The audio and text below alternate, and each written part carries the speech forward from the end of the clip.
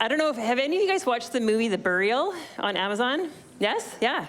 So The Burial is an Amazon movie, and it actually was super interesting to me because Ray Lowen, who is the Canadian businessman in it, was a guy that my dad worked for when I was a kid. My dad was with him as he acquired his first 6 funeral homes, and then we went on to be this big kind of funeral home mogul giant. We actually had a ride on the boat that is in that movie, so if you ever watch that movie. But my dad, when he was in his early 40s, decided he wanted to go out on his own. And so he was excited to go out on his own. He went, bought, if you guys know kind of the Abbotsford area, he kind of bought the whole mountainside where Mountain Village Developments is now, Mountain Elementary School, kind of Whatcom Road exit. There was nothing up there. He bought that whole mountainside and developed it, made 220 lots. Everything was going gangbusters. He thought this was going to be kind of a great investment for our family. This was 1981, and if you guys know real estate market, 1982, everything crashed, right? And he had 160 lots pre-sold. Of the 220, that company went bankrupt. All of a sudden, he was left with 220 lots with nobody that wanted to buy them. At the same time, he herniated his disc, and so he's lying flat on his back with, is that working? Okay. Now you can hear me? Okay. Woo! So I remember as a 12-year-old seeing my dad lying flat on his back, totally in pain, couldn't do anything. His whole business adventure had fallen apart. He had left a secure company to go out on his own, and all of a sudden we lost our house. We just lost everything. We were allowed to stay in our house and rent our house back from the bank, and eventually he ended up buying it back. I mean, they never told us as kids that we lost it. But as a dad, I can't imagine what he went through those years, right? For 4 or 5 years, kind of living with no income coming in, trying to make ends meet. What they taught us to do in the midst of those times and those hard times was to work together as a family. They taught us how to kind of take on projects together. Like, we didn't have the money to pay for our heating, and so they installed a big wood fireplace in our basement, and they taught us how to cut firewood. And we went to the neighbor's field, and we got firewood, and we brought it into the basement. My mom taught us how to make loads and loads of bean soup, because bean soup was pretty cheap, right? I was so tired of bean soup. They taught us how to do just different family projects. We had little treats that they would set up for us, and we would do chores together kind of to earn enough money to rent a VCR. We would do all these kind of things in order to kind of have some things that we still look forward to in life, because they wanted us as kids to still feel we had a normal life. So the hard times that we had together, they taught us how to work together as a family. And what we see in this text in Nehemiah today is the hard times that these people are going through is teaching them how to work together as a family, right? How to work together as God's family, how to actually kind of come together to do a project because they were in the middle of a hard time. So that's what we're going to talk about it today. How should God's people work together as a family? We're going to look at it in 3 points. Basically, the 3 chapters that we walk through, I'm going to summarize it into 3 points. One is they should serve together, they should stand together, and they should honor each other. And so that's how we're going to walk through the text. God's people should work together as a family by serving together. So Nehemiah 3 talks about them serving together. We see verses 1 and 2. It says that Eliashib, the high priest, rose up with his brothers, the priests, and they built the sheep gate. They consecrated and set its doors. They consecrated it as far as the Tower of the 100, as far as the Tower of Hananel, and next to him, the men of Jericho built, and next to them, Zaccur, the son of Imri, built. So the chapter begins with their high priest, their most kind of prestigious person, putting his hand to the plow, right? Starting the work. It all started with him. He led by example. He consecrated the work. This was a holy calling for the people. It wasn't just something that they were supposed to do just kind of for practical purposes. It had a holy calling. He consecrated it, it says. And then it goes through the location. And if you looked at that map as you walk through, it talks about the city. It goes kind of counterclockwise through the city, basically saying which group of people was at each location rebuilding the wall. The north end is where it started. The north end of the city was where, close to the temple, where people would have entered through the city to give sacrifices. And so it makes sense that Eliashib, the high priest, was there, and that's where they started the work. So the order of reporting was counterclockwise, but they weren't like working on one part and then the next and then the next and then the next. They were all at different stations building it together, right? Because we saw later on that halfway through, it kind of was 50% done all over the place. And so they were doing this together. there's repetition of all these phrases. And so if you think of reading this in an oral culture, people didn't necessarily have a written Bible, but they would read these out loud and they'd hear this next to him and next to him and next to him and next to him, right? And the phrases around the gates being set up, they, over and over again, says they dedicated, they laid its beams, they laid its bars in place. And so you have this rhythm of things that are happening over and over and over and again. And the repetition showed that there was, at all different places, the same things happening. Every different place that they were going, the same things were happening. Things were being repaired next to him, next to him, next to him. It was an oral culture. So as we go on, that's kind of how it starts. I'm not going to read the whole chapter, but as we go on, verses 8 and 9, and 17, 22, some of the other pieces give us highlights. It says, next to them, Uzziel, the son of Harhariah, goldsmiths repaired, and next to him, Hananiah, one of the perfumers, repaired, and they restored Jerusalem as far as the broad wall. Next to them, Rephaiah, the son of Hur, ruler of a half district of Jerusalem, repaired. And so we see that it's not all just like people that are skilled in masonry, people who know how to do rocks and quarries, right? It's the goldsmiths, it's the perfumers, people you wouldn't necessarily expect to come working on the wall. And people who had lots of power. So we have here the ruler of the half district of Jerusalem. So not just kind of the normal people. It was the people of all kind of different standards of society. There were some that were rulers of whole districts, right? And so we have all different kinds of people with all different kinds of trades, with all different kinds of levels of socioeconomic status working together. In verse 17, we see after him, the Levites repaired. And so we have, again, a different group of people. These were the priests, right? Then the Levites, the ones who took care of the temple. And then after him, the priests, the men of the surrounding area, repaired, Nehemiah 3:22. And after him, Pedaiah, the son of Parosh, and the temple servants living on Ophel repaired. And so again, we have all these different people, the priests, the Levites, the temple servants, the rulers, the goldsmiths, the perfumers, all working together for this common purpose of repairing the wall. It took humility. It took teamwork. It took a willingness to just jump in and do whatever was required, not saying, well, I'm the goldsmith, I don't lay bricks, right? I'm the perfumer, I don't know anything about that. They were all willing to work and to do it together. In 3 verse 12, we read this, next to him, Shallum, the son of Haloshesh, ruler of the half district of Jerusalem, repaired, he and his daughters. That's an interesting little aside. I wonder what the side story of that is. Why just that one set had daughters working there? What was it about these girls that they wanted to be part of the building project? So everything was going on well, except for, you probably saw the one verse, right? Chapter 3, verse 5. And next to them, the Tekoites repaired, but their nobles would not stoop to serve their Lord. What kind of an attitude did this display in the midst of all this togetherness? One of the reasons in the commentary that people thought that might be a problem, or that might be the reason they didn't want to help, is because Tekoa was kind of in the south, which is an area that was kind of surrounded by Geshem the Arab, and he might have been putting pressure on them not to do anything, but we don't see that in the text, right? What do we see in the text? The problem is their pride, right? They didn't want to stoop to serve their Lord. Now, the translation could be either their Lord as an Lord, like serve Yahweh, serve God, or their Lord, which meant master, right? So it could be either. They don't want to serve their human master, or they don't want to serve Yahweh. But regardless, in this whole chapter of all these people working together, there was one group that didn't want to do it. They didn't want to stoop. So can you imagine if Northview had a building project, and Mark Birch and Ezra and Jonathan went to work, and next to them the elders went to work, and next to them Andrew and the worship team went to work, and next to them Ruth Ross and the finance department went to work, and next Bonnie brought her kids to help with the work, but the women in Monday Night Precept would not stoop to serve their Lord. Can you imagine? What kind of a legacy would that be, right? You would be ashamed. Every time your kids read that section of the text, they'd be, oh, the Monday Night Precept would not stoop to serve their Lord. This is forever the legacy of these Tekoite people. They would not stoop. They were too proud. They wouldn't join in. Like, what did that, you wonder how that followed them, right? You wonder how that followed their kids. That those guys did not help us. It was written down in Holy Scripture. Those guys were too proud, too arrogant to serve the Lord. So why don't people serve?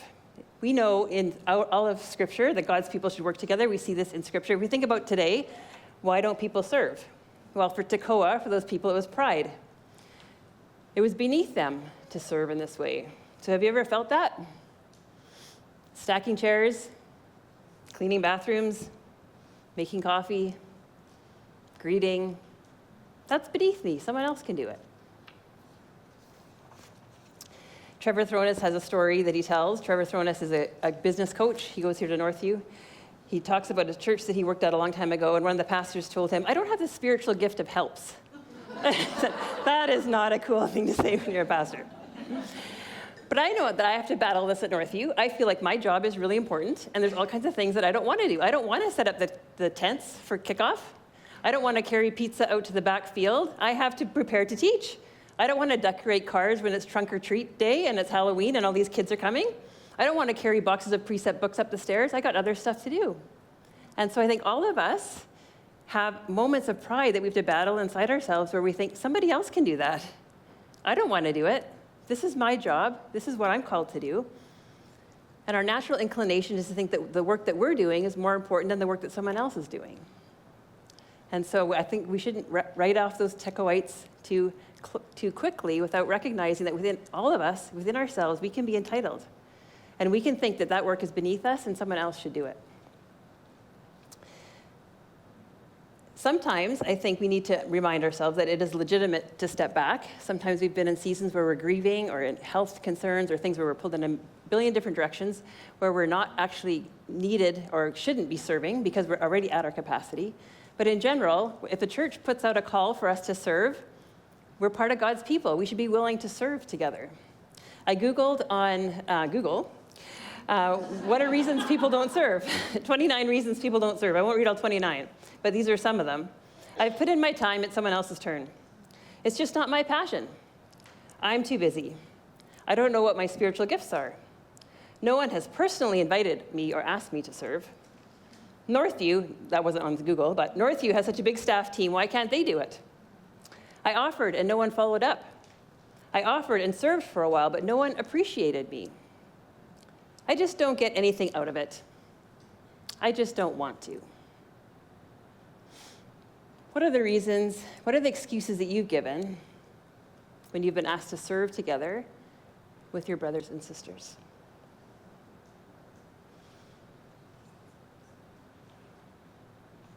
So let that sit in your mind for a minute. Are there reasons or there excuses that you've given when you've been asked to serve together with your brothers and sisters? Because God's family should work together by serving together.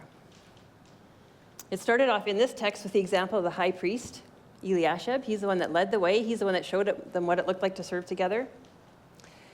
In John 13 to 17, Jesus leads the example, right? We had this text, if you're at Northview and you were part of the John series, Jesus washes his disciples' feet, and then he says this, John 13 to 17, "You call me teacher and Lord, and you are right, for so I am.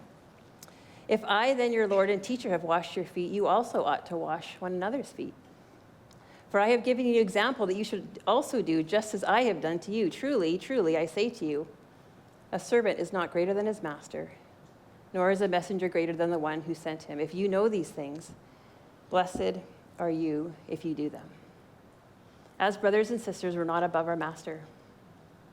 Jesus served, and he calls us to serve. He commands us to serve. And why did he serve? Verse 1 in John 13, it says, "Now before the feast of Passover, when Jesus knew that his hour had come to depart out of this world to the Father, having loved his own who were in the world, he loved them to the end." He served his people because he loved his people. He served the disciples, even those who would betray him, right? In that group was Peter, in that group was Judas. He served them because he loved them. And he served all of us who would follow him after because he loved us. Even though at that moment we weren't lovable. When he died for us on the cross, it says we were his enemies. And yet he served us because he loved us. God's people are called to serve together, following the example of our high priest, of Jesus. Because he loved us. He humbly served us to the end. So we're called, as God's people, in a family, to serve together. We're also called to stand together. So chapter 4, we're called to stand together. Now, when Sanballat heard that we were building the wall, he was angry and greatly enraged, and he jeered at the Jews. And he said in the presence of his brothers and of the army of Samaria, "What are these feeble Jews doing? Will they restore it for themselves? Will they sacrifice? Will they finish up in a day? Will they revive the stones out of the heaps of rubbish and burn ones at that? Tobiah the Ammonite was beside him, and he said, yes, what they are building, if a fox goes up on it, he will break down their wall. Their attack is verbal, right? It's all about ridicule. It's all about words, and it shouldn't have been that intimidating, but we know the power of intimidation with words, right? We all know how much we don't want to be ridiculed, how much we don't want to be thought badly of, and the Jews were in danger of losing the ground because of this ridicule. Nehemiah, in response to that, he ignores these people. He doesn't engage with them. He doesn't get into a big fight. He just basically turns his back on them, and he turns to prayer instead. So Nehemiah 4:4-6 says this, hear, O our God, for we are despised. Turn back their taunts on their own heads, and give them up to be plundered in a land where they are captive. Do not cover their guilt, and let not their sin be blotted from your sight, for they have provoked you to anger in the presence of the builders. So we built the wall, and all the wall was joined together to half its height, for the people had a mind to work. So Nehemiah, rather than engaging in the threats and the taunts, he gathers the people together, he reminds them to pray, and they get to a point where the whole wall is 50% done, as people had a mind to their work. As it goes on, though, as this chapter goes on, kind of the opposition ramps up, and so Nehemiah's response ramps up. In verse 4:8-9, he has to actually start a guard, right? So it says, they all plotted together to come and fight against Jerusalem and to cause confusion in it. And we prayed to our God and set a guard as a protection against them day and night. The people, there was internal opposition after this. The people in Judah, their strength was giving out. There was too much rubble. It says that people came to them and told them 10 times over, wherever you turn, they will attack us. And you have this picture of people kind of, they're wringing their hands, like, we don't know what to do. They're going to attack us. They're going to attack us. They're going to attack us, saying it 10 times over. And so in light of that, he sets up more groups in place. And so Nehemiah 4:13-14, it says, so in the lowest parts of the space behind the wall in open places, I stationed the people by their clans with their swords, their spears, and their bows. And I looked around and I said to the nobles and to the officials and to the rest of the people, do not be afraid of them. Remember the Lord, who is great and awesome, and fight for your brothers, your sons, your daughters, your wives, and your home. So he sets up guards against the most kind of vulnerable places. And then later on, and he again reminds them to pray. He reminds them to take their eyes off the enemy around them and to put their eyes instead on the Lord who can fight for them. As it continues on, he starts dividing the labor. And so you saw that as he went through. When our enemies heard that it was known to us that God had frustrated their plans, we all returned to the wall, each to his own work. From that day on, half of the servants worked on construction, and half of them held spears, shields, bows, and coats of mail. And the leaders stood behind the whole house of Judah who were building on the wall. Finally, he has the people divided. He has them doing different guard duty and some people working. And then finally, he sets up a system of alarms so that they know what to do when the enemy does come. And so Nehemiah 4:18-20 says, the man who sounded the trumpet was beside me. So Nehemiah would be going around inspecting. This trumpet guy would always be with him. And I said to the nobles and the officials and to the rest of the people, the work is great, and we're widely spread out. We're separated on the wall, far from one another. In the place where you hear the sound of the trumpet, rally to us there. Our God will fight for us. And so as this chapter goes on, the plan develops and it gets strengthened, and more things kind of get into place so that Nehemiah can defend the people so that they can stand together against their enemies. Their final point of action was to make sure that some of them actually stayed in the city overnight, that they didn't go home. So Nehemiah 4:22-23, I also said to the people at that time, let every man and his servant pass the night within Jerusalem, that they be on a guard for us by night, and may labor by day. So neither I nor my brothers, nor my servants, nor the men of the guard who followed me, none of us took off our clothes, and each kept his weapon at his right hand. So their final goal, or their final task, was to stay in the city, to not go home. So how can God's people work as a family? Well, Nehemiah 4 teaches us that we need to stand together. We need to be willing to fight together against the enemies that come against us. The New Testament, as we go into the New Testament, as you know, it focuses more on kind of spiritual attacks rather than physical attacks. And there's a beautiful verses in Philippians 1:27-28, where Paul gives his prayer for that Philippian church, a church that is generally a really great, healthy church. You guys know that studied it a couple years ago, right? You did Philippians 2 years ago. But there was some hints of disunity. And so in Philippians 1, 27 to 28, he says this, "Only let your manner of life be worthy of the gospel of Christ, so that whether I come and see you or am absent, I may hear of you, that you are standing firm in one spirit, with one mind, striving side by side for the faith of the gospel, and not frightened at anything by your opponents. That is a clear sign to them of their destruction, but of your salvation, and that from God." Rather than Precept Monday Night being known for a group that shirks their work, wouldn't it be amazing if Precept Monday Night was known as a group of women who stood side by side, who strived together for the sake of the gospel, who had each other's backs, who were in this battle together, in this war together?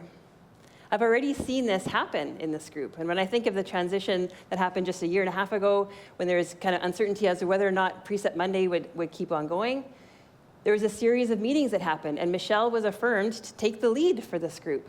And all of the people in this group rallied around her, and they came around her and they said, "We will stand with you, and we will strive side by side for the sake of the gospel." And that was so encouraging for Michelle, and it was so encouraging for me to see people willing to stand up and say, "We're with you, we're on the team, we're doing this together. There might be lots of stuff that we need to do. There might be a lot of work, but we're going to do this together. We're going to strive side by side for the sake of the gospel." I think it's especially impactful in our culture when people see women standing side by side for the sake of the gospel. There's something in us that we assume women are going to compete with one another. We assume women aren't going to lift one another up. And so when you see women doing it, people sit back and take notice. My nieces were part of a dance group called Legacy Dance in Abbotsford. And you have these shows like Dance Moms where everybody's like killing each other. I don't know if you guys ever watched Dance Moms, but they're all fighting and catty and like everybody's tearing each other down. This Legacy Dance Studio, like their mission, their job was to like build a culture where these girls built each other up. And their friends would be dancing on stage and they would be cheering them on and they'd be sending them notes of encouragement. And it was just such a beautiful thing to witness as me as an aunt, to see these teenage girls cheering one another on, striving side by side for the sake of their dance studio. How could we do that for the sake of our church, right? Can we cheer one another on for the sake of the gospel? Can we strive side by side? Can we work towards that common goal? There's a need for all of us to keep thinking about how to do this well, regardless of where that is, whether that's at our local church, whether that's at our denominational stuff. I've been in some meetings with the MB conference, just trying to get other churches to kind of be side by side, working together for the sake of the gospel.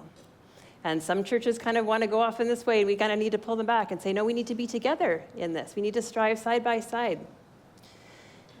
That's within the church world. And then we have our societal world, right? The culture that we're facing, where there's all the Sanballats and Tobiahs that want to tell us as Christians that we're dumb and we're stupid and we don't know what we're doing and what are our feeble Christians doing, right? In the midst of those moments where people are saying those things to us, we need to be able to stand side by side with our Christian sisters and say, we trust in the Lord Almighty and we're going to do this together.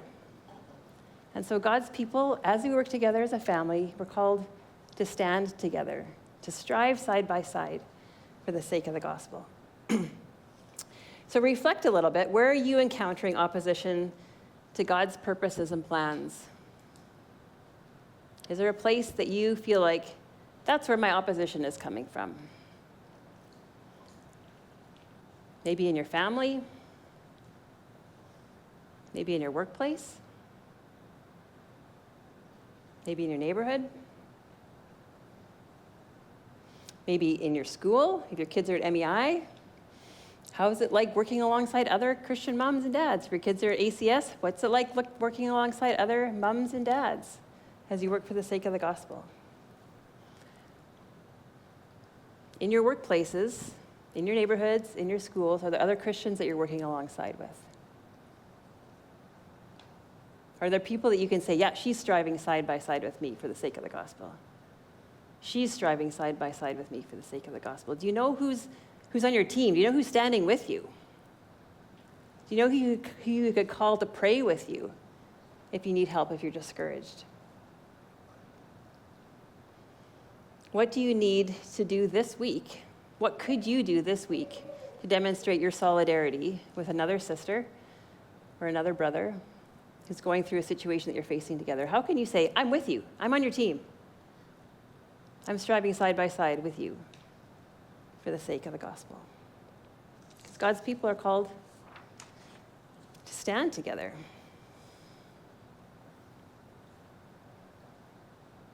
The last one, the last chapter, God's people are called to honor each other.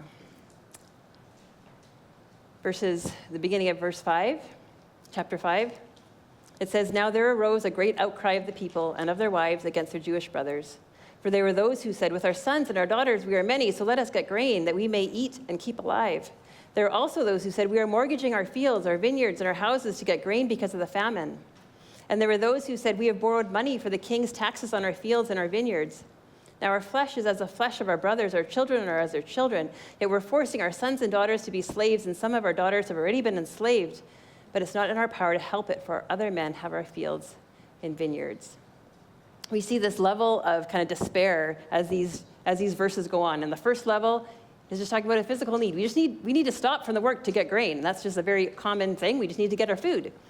The second level, we see people mortgaging their fields, their vineyards, their houses to get grain. That's a more dire situation. You have to sell your stuff to get actual food. The third level, people are actually having to sell their children into slavery in order to get food. And so we see this progression of desperation, of people not honoring one another, of people not taking care of each other, of their brothers and sisters. And so Nehemiah gets super angry. Until now, it's been the enemies have been angry, right? Now we see Nehemiah get angry. Nehemiah says, I was very angry when I heard their outcry and these words. I took counsel with myself. He talked to himself, Nehemiah. And I brought charges against the nobles and officials, and I said to them, You are exacting interest, each from his brother. And so he goes into this big diatribe of why this is not right. And we saw that as we looked at some of the cross-references. So just as a reminder, I'm going to read some of those cross-references so we remember what God told them to do. It says, If your brother becomes poor and cannot maintain himself with you, you shall support him as though he were a stranger and a sojourner, and he shall live with you. Take no interest from him or profit, but fear your Lord, that your brother may live beside you. You shall not lend him money at interest, nor give him your food for profit. I am the Lord your God, who brought you out of the land of Egypt to give you the land of Canaan and to be your God. If your brother becomes poor besides you and he sells himself to you, you shall not make him serve as a slave. He shall be with you as a hired worker and as a sojourner. He shall serve with you until the year of Jubilee. Then he shall go out from you, he and his children with him, and go back to his own clan and return to the possession of his fathers, for they are my servants, whom I brought out of the land of Egypt. They shall not be sold as slaves. You shall not rule over him ruthlessly, but you shall fear your God. So the Levitical law, right at the very beginning, when Israel became a nation, so they were not allowed to take interest from each other because God said, I rescued you guys from slavery. You can't become slaves to each other, right? They're my people. You can't enslave my people. The people were owned by God. They weren't owned by each other, and he wants them to know that they should not be enslaving one another. Oh, I had that duplicate verse again, but I'll go on to the next one. Deuteronomy 15, 7-11 says this, If any among you, one of your brothers should become poor in any of your towns within your land that the Lord your God is giving you, you shall not harden your heart or shut your hand against your poor brother, but you shall open your hand to him and lend him sufficient for his need. Isn't that a beautiful picture of opening your hand, right? Giving him what's in your hand. Whatever it may be, take care lest there is an unworthy thought in your heart, and you say, the 7th year, the year of release is near, and your eyes look grudgingly on your poor brother, because if you say you lend someone money in year 6, $20,000, year 7, you got to forgive that debt, right? He's saying you can look like nasty and not give someone the money because you know you have to forgive the debt the next year. Don't do that. Don't let an unworthy thought in your heart. And you give him nothing, and he cried to the Lord against you, and you be guilty of sin. You shall give to him freely, and your heart shall not be grudging when you give to him, because for this the Lord your God will bless you in all your work and in all that you undertake, for there will never cease to be poor in your land. Therefore I command you, you shall open wide your hand to your brother, to the needy, and to the poor in your land. It's a beautiful picture that we have in Scripture. First of all, what not to do, and secondly, what to do. The Deuteronomy passage is what to do, to open your heart, open your hand, to give to others, to be generous. So how can God's people work together as a family? Well, they can honor one another. Why? Because all of God's people are God's. They're his servants. He rescued us from slavery. We should not be enslaved to anybody else. They are our brothers and sisters. So Nehemiah ends with him enacting these ideas. He rights the wrongs. He calls an assembly. He makes them take an oath. He shakes out his clothes. And then the chapter ends with him giving an example of how he used his dollars, his resources for their good rather than his own. It's admirable the way he did his giving. The last verse is, you kind of wonder what his attitude was. He says, "Remember me, Lord, for the good I did." You kind of wonder, what's Nehemiah's attitude in this? So keep an eye on that as you go through the rest of the book. His attitude is a little bit interesting as we get near the end. How much is he doing for himself? How much is he doing for other people? But at this moment, we see him doing an amazing thing of not taking what is allotted to him and giving to others. So I was trying to think of modern day examples. We don't really have ways that we enslave people, but there is still a call on us to be financially honorable to people that we come across, financially honorable with those that we interact with. I was driving, just before I was driving here this afternoon, one of my friends said, "I have a half a box of farmer sausage. Do you want it?" and I said, "Sure." And she said, do you want to text me the money right away? And I said, "Sure." And I did it right away. And the reason she asked that, because last time it took me 2 months to do it. Right? She had given me the half a box of farmer sausage, and I just kept forgetting. I wasn't honoring kind of my financial obligations to my friend, right? We can get so lazy and sloppy in the way that we kind of honor if people have lent us money, have given us stuff, and we don't honor them for it. I have my house cleaned every 2 weeks by a cleaning company, Taves Cleaning, which is a company here at Northview. I'm surprised how many emails Laura Taves has to send out to the kind of people saying, "Remember to pay your cleaners, remember to pay your cleaners." And I'm like, do people actually not pay their house cleaners? But she has to remind people. The fact that she has to remind people means that some people aren't doing it, right? How are we, as sisters in Christ, honoring one another? How are we honoring the kid that comes and waters our flowers? How are we honoring the people who we owe money to? Are we paying our obligations? Are we actually financially doing what God's called us to do? To honor those who have come around us, who have helped us, who we owe money to. 1 John 3:16-18 is the New Testament equivalent of this. John, who's been with Jesus and gives us a whole book on how to love people, he says this: "By this we know love, that Jesus laid down his life for us. And we ought to lay down our lives for the brothers. But if anyone has the world's good and sees his brother in need, yet closes his heart against him, how does God's love abide in him? Little children, let us not love in word or talk, but in deed or in truth." It's easy to say the nice words, right? It's easy to say, "I support you, I'm praying for you." What does it look like for us to love, to honor people in deed and in truth? With our actions and with our words, not just our words. What does it look like on a Monday night in this group? To love in deed and truth, to honor one another. A few examples would be simply seeing one another as valuable image bearers of God, looking around this room and seeing people as people who are worthy of your time and your energy and your effort. Seeking to serve one another, not taking advantage of each other, but serving one another in whatever way you can. It might be providing for financial needs for people in this group who might not have the financial resources to buy their books. It might be contributing to physical needs, bringing snacks to the study, providing meals or help for a group member who's hurting, who's had surgery, those kind of things. It might mean donating towards resources. When we advertise our registration, we always give an opportunity to subsidize childcare for the morning group, for those who might need help paying for their kids to be in childcare so they can be in Bible study. What does it look like for this group to honor one another? For God's family to serve together by honoring one another. If you want to look above this group, Northview has a care fund where we give financially to people who can't pay for rent, who need help with counseling, who need help with different events. There's, as Mark mentioned, if you're in church this last Sunday, there's going to be Christmas hampers for people over Christmas. I know this group has done things in the past, like given things to Inasmuch Refugee Society for refugees that need help. The love that we offer to people is an amazing testament and witness of God's grace. And it witnesses the gospel. There's a couple that's getting baptized this next month, end of November, baptism services, if you like baptism services. They're from Inasmuch. Lil knows them because she works there. They were refugees from Mexico, lived here for 12 months, and just watched Christians love each other. They thought, what is going on here? Why are these Christians so different? They thought they were going to be kidnapped when they got brought into this van and taken from the airport, because that's what happens in Mexico when you get taken into vans at the airport. But for 12 months, they watched Christians love one another.